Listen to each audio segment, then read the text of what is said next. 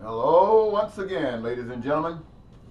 Eddie Marcus here, spokesman and advocate of basic human rights for all people. You know, I've spent a lot of time talking to you, the American people, or taking an effort to speak to you, the American people. Truth of the matter is, if you go back, let's say I got at least close to 2,000, maybe 3,000 videos on YouTube and Facebook. And if you check back to see how many clicks I have, how many people have clicked on it to see what I was talking about, you might find some of those that's been on there for, say, 3 or 4 years. Some of them got, maybe I'll say out of that thousands that I mentioned, you might have 2 or 3 that have been clicked into 1,000 times plus. Not 2,000, but 1,000. Now that's out of those 2,000 or 3,000 that I got. This happens not more than 5. I can't think that there are 5. But all the rest you will have maybe 200-300 in those years back, and the most recent ones you might have had a click here 2, 3, 4 times, 11 times. In a year you might have some that people checked out maybe about 12, 15, maybe 22, maybe 30. But for the most part, you'll find them with 5 or 6 clicks. And I don't know if you were trying to research or it was me checking back to see if anybody else had been reviewing what I have been saying. Nevertheless, I've been consistent putting these messages out because I know what I want you to benefit from it. I have wanted this for so long, and I have done everything I possibly could to let you know that I'm not trying to be a ripoff. I'm not trying to be a con artist. You know, I've sacrificed my life. I've given up trying to be on top of the world by seeing if I can outdog you. Gave that up. And I sacrificed the rest of my life as far as trying to be able to be successful in life beyond what I'm trying to do here. And I have sacrificed not only myself by committing acts to get your attention, like going to jail and going to prison, and just to try to get your attention because this is so real. And I have also sacrificed, I guess you could imagine, not just me, but my entire family, my wife, my children. You know how you reach out trying to prepare and take care of your children? I didn't do that. I tried to prepare and take care for my children the same as I have tried to prepare and take care of yours. And you might say, well, you don't see any benefit from it. Maybe my kids don't see any benefits from it. Luckily, I guess, since people haven't seen the message that I've been speaking, at least their mother was able to work within the system. You see, she was able to work within the system because she doesn't understand the system as I do. I have not been able to because I understand the system. And that's why I've been trying to change the system. But people are so attached to the system for obvious reasons until it's just been time passing. However, I wanted to speak to you today because you know I've been going to the hospital and I don't know what tomorrow holds, but the message from my heart, my spirit to you is genuine. And just in the event if something goes wrong, I want to make sure that I've done everything I could to possibly clarify any misstatements or things that I might have said. You know, I've bragged on you, I've talked about you, I've put you down, I've cursed you out. Not just you, the public, but the church and governors and ex-presidents and everybody, because I saw that everybody was a part of the problem. And very few people have been a part of the solution. Most of the solution people have been killed. And so I've been doing whatever I could. You know, on the most recent subject matters that I spoke to you on, they involved the true, which was one I put out yesterday, the true State of the Union. The true State of the Union. The President of the United States is going to have the State of the Union message tonight. I thought I'd give you a dose of my truth today. Now, other subjects, before I can continue, and the thing that makes me feel all right when I talk to you and put you down is because I call myself a sinner. I testify to you I admit that I'm a sinner. I admit that I spent a lot of time working for the devil, and even though I don't try to work for the devil anymore, I'm still a sinner. I don't want you to think for 1 minute that I'm trying to put you down in that regard. I've also spoken to you on the subject matter of drive the evil assholes from Washington. I know you might not like that word, but that's the subject that I made. The other one was why evangelicals are with Trump. I've spoken to that. And the nation is shut down. And the last subject I want to mention here is it's God or man. Now, ladies and gentlemen, those videos, you can check them out if you want, and I guarantee you, once you start checking, you're going to see that the boy's been busy. I've been working my tail off trying to serve you, the people, according to what I have learned. And it is what it is. But the subject matter that I want to talk to you right now is called graduation. Graduation. Graduation usually means accomplishment. And it usually is related to school. Sometimes we say elementary. And everyone's effort is to expand the mind, to learn what it does not know. Whether it's middle school or high school, each has a measure of advancement toward the development of a sound mind, capable of a level of discernment relative to social existence.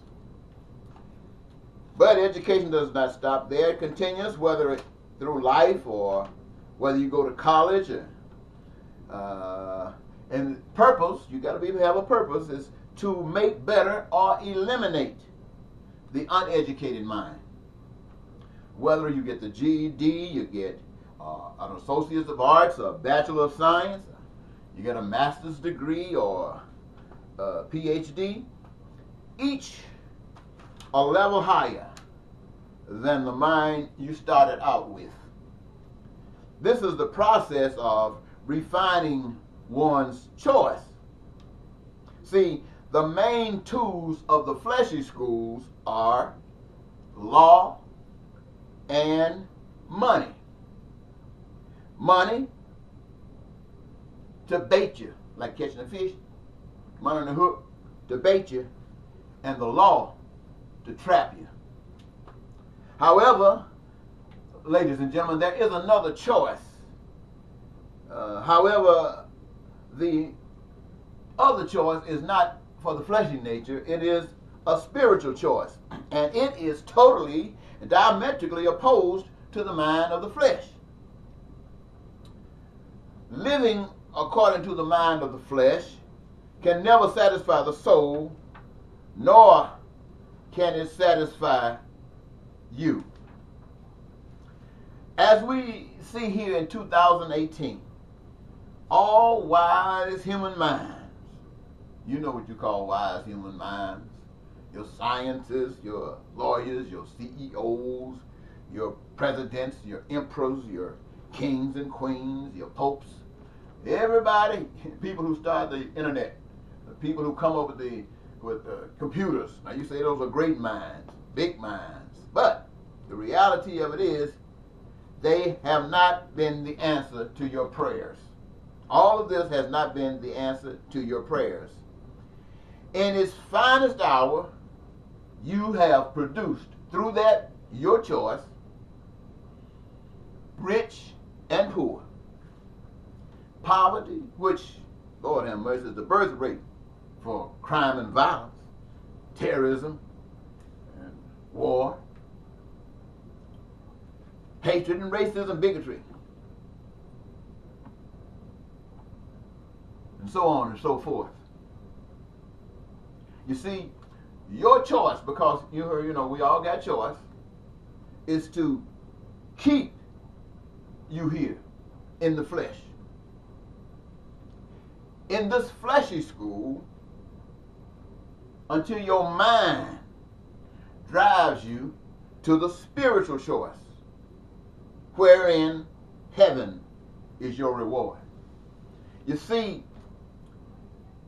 you cannot do heavenly things.